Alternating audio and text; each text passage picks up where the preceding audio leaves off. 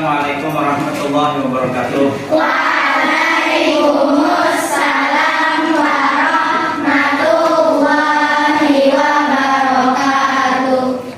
Selamat pagi anak-anak. Sebelum kita memulai pelajaran kita pada hari ini, marilah sama-sama kita berdoa terlebih dahulu. Kita awali dengan membaca ta'awudz. A'udzu billahi minasy syaithanir rajim. Bismillahirrahmanirrahim. Alhamdulillahi rabbil alamin. Ar-Rahmanir Rahim. Maliki yaumiddin.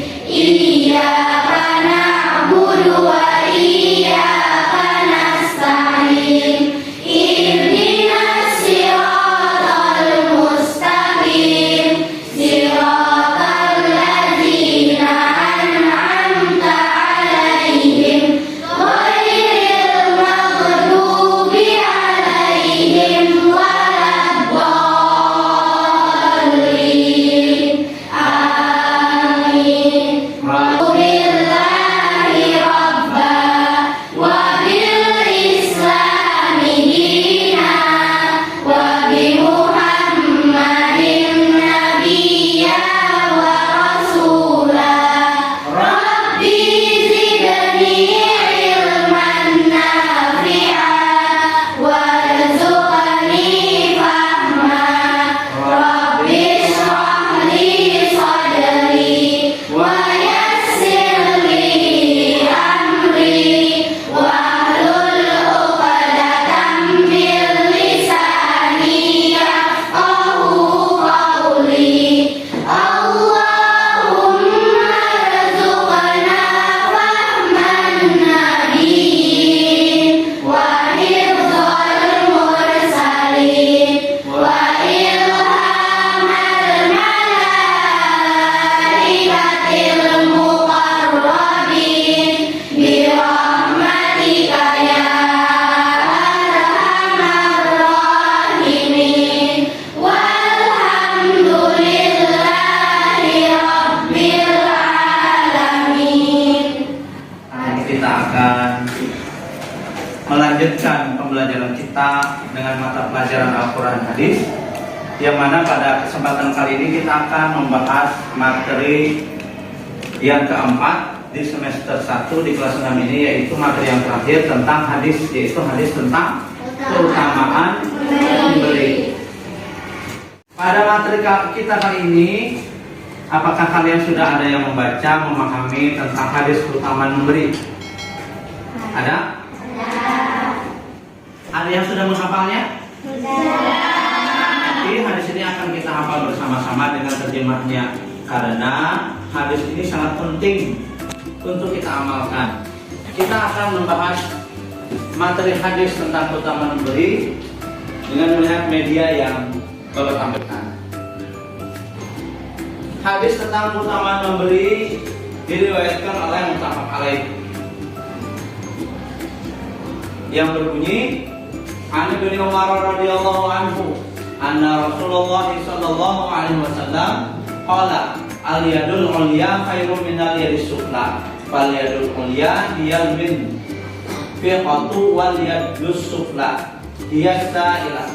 Dari Ibnu Umar radhiyallahu anhu, sesungguhnya Rasulullah SAW bersabda, tangan di atas itu lebih baik daripada tangan di bawah, karena tangan yang di atas itu ialah yang memberi dan menafkahkan, sedangkan tangan yang di bawah adalah orang yang meminta. Dari hadis ini dapat kita ambil kesimpulan, ada pesan yang tersirat di dalamnya. Yang pertama adalah perintah untuk memberi, dan yang kedua adalah perintah untuk bekerja keras.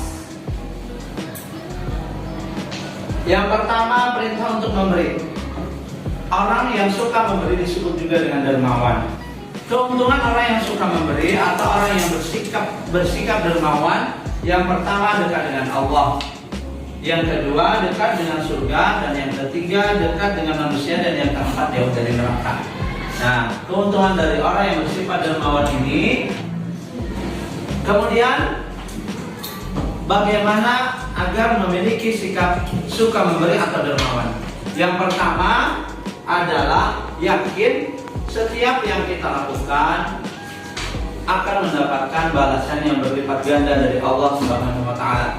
Kemudian yang kedua, menyadari bahwa harta yang kita miliki itu adalah titipan dari Allah Subhanahu wa taala. Selain titipan dari Allah Subhanahu wa taala, harus kita yakini bahwasanya di dalam harta yang kita miliki itu ada hak orang lain yang harus kita keluarkan. Cara mengeluarkan hak mereka itu seperti apa? Yang pertama bisa dengan zakat, bisa dengan infak, bisa dengan sedekah, bisa dengan wakaf. Nah, apabila kita melaksanakan hal tersebut, insya Allah harta yang kita miliki akan bersih. Karena apabila tidak kita keluarkan hak mereka yang memang memerlukan, maka di situ harta kita belum bersih. Makanya kita disuruh berinfak, bersedekah, dan mengeluarkan zakat. Fungsinya adalah selain untuk membersihkan harta yang kita miliki, juga dapat membersihkan jiwa kita. Kemudian yang kedua, pesan yang kedua dari hadis tersebut adalah perintah untuk bekerja keras. Sekecil apapun pekerjaan yang kita miliki harus kita kerjakan dengan sebaik-baiknya selama pekerjaan yang kita lakukan itu adalah pekerjaan yang halal. Kemudian yang kedua, dengan bekerja Allah akan mencukupi keperluan kita. Jadi